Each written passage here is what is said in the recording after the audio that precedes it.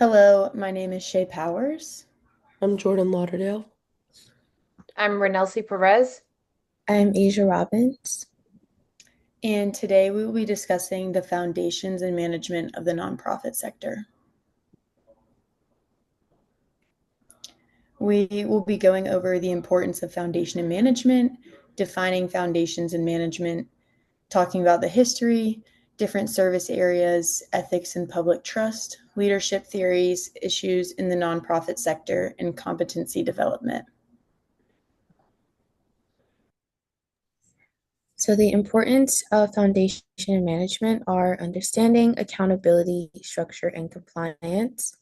For understanding, it is about being knowledgeable about the reasons for nonprofits and the different service areas, and having transparency about the services provided, as well as transparency internally with the staff about any issues. Accountability is being able to demonstrate ethical conduct, admitting fault and misconduct, and open communication with the public. The structure includes clearly defined roles and responsibilities and volunteer management so that they can utilize volunteers in accordance with their mission statement. The board of directors and staff management. Compliance includes following applicable laws, adhering to the mission statement, and measuring and reporting outcomes. For defining foundations and management, foundation in the nonprofit sector refers to the structure, financial management, fundraising efforts, governance, and all the other things that make nonprofits what they are today. When defining management in the nonprofit sector, it's similar yet very different to all other sorts of managements. While some of the daily tasks are the same, there are a couple different ones, like ensuring that everything has been filled out correctly in order to stay as a proper nonprofit, along with ensuring volunteers are managed and all other factors that some people may not think about on a day-to-day. They may also need to be able to look at fundraising and keep relations with donors and ensuring the volunteers are being managed. And it takes a special person due to the lack of funding and the influx of responsibilities. A nonprofit manager is somebody who valued so deeply, and the organization cannot run without them. When looking at the history of the nonprofit sector, there are a lot of dates that come up when you research this topic, but one of the first nonprofits was the Peabody Education Fund, founded in 1876. And this fund was to help integrate poor white and formerly enslaved people in the South and assist in the rebuilding of the educational system after the Civil War. And saying this is one of the first nonprofits created, starting our journey of nonprofits in 1876, but also before then, there were so many things that have been around where everybody works together for one common goal and all sorts of things like that. So having an exact date is kind of hard, but that's roughly the timeline for there. Along with the tax exempt statuses and reasonings, in 1969, the Tax Reform Act was established, and this established private foundation rules, including a minimum charitable payout requirement and so much more. Along with this, the tax exempt status is saying that you don't have to pay federal income tax, and there's could be all different types of reasonings as to why this is true, but there's also all different types of exemptions, and some of the reasons behind this is the nonprofit itself serves to the public and it fills the gaps that the government cannot help with. Some of the different service areas of the nonprofit sector can include education, religious organizations, social services, environmental nonprofit, arts and culture, HR, private foundations, fundraisers, community development, advocacy, volunteer coordinators, and so many more. That's just a couple to list. And over here on the right of my screen, I have the Scholar Challenges to Serve Service Organizations kind of link spider web thing. Um, this kind of just has social services in the nonprofit sector and things that come out from it. So community management, job training, housing, education, and so much more. Within nonprofit organizations, there needs to be some form of leadership. And so, leadership in the nonprofit sector looks very different from leadership in the corporate world. Instead of maximizing profit, nonprofit leaders must maximize the mission impact. Often, they have limited resources and a wide variety of staff, volunteer, and community stakeholders. Nonprofit leadership is the process of guiding an organization towards fulfilling its mission while aligning with the diverse efforts of the people around them and focusing on shared goals. There are 6 different types of leadership styles in nonprofit organizations that are defined by Goldman. The first one is coercive or commanding leadership. This is the leader who will say, "Do what I tell you." And this is typically used in crises or emergencies and is seen as very harsh. The second type of leadership style is authoritative slash visionary. This leader sets a clear vision and spurs people towards that mission. The third style of leadership is affiliative. This is a leader who builds harmony and emotional bonds with one another. The fourth style of leadership is a democratic style. This is a leader who values input and participation in decision making.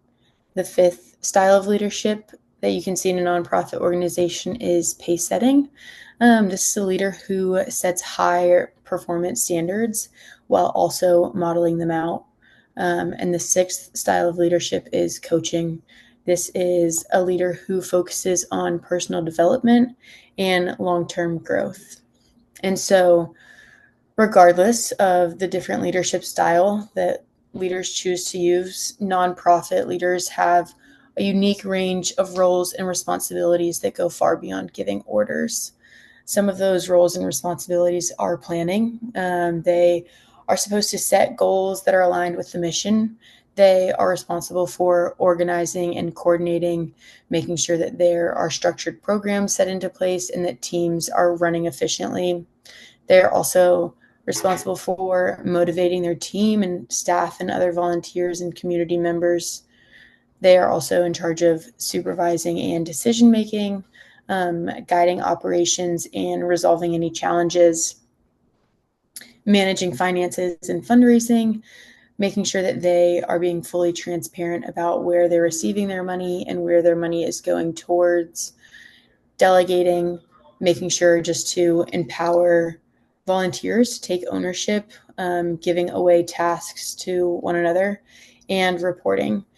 Just keeping the board and donors involved in what's happening within the organization. And the best nonprofit leaders exhibit 3 core skills. The first skill is knowing and addressing the key issues in nonprofit management.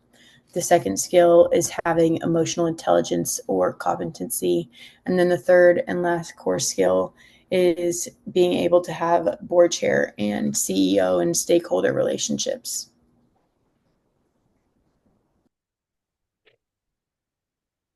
Our fourth issues is ethics and public trust.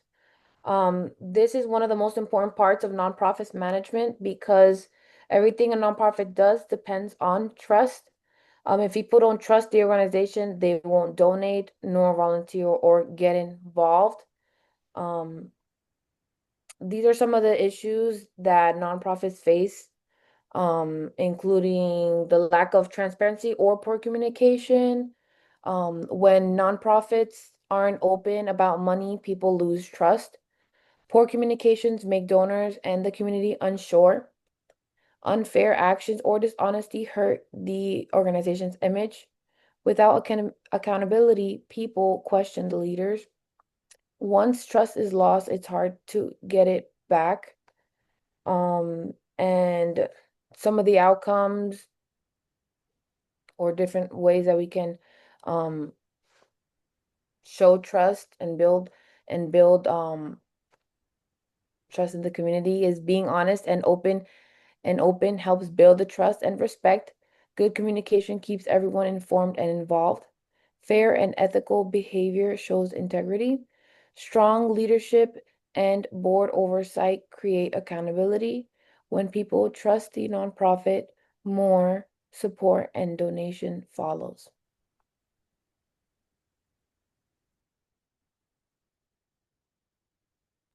For our fifth issue, it's issues in the nonprofit sector.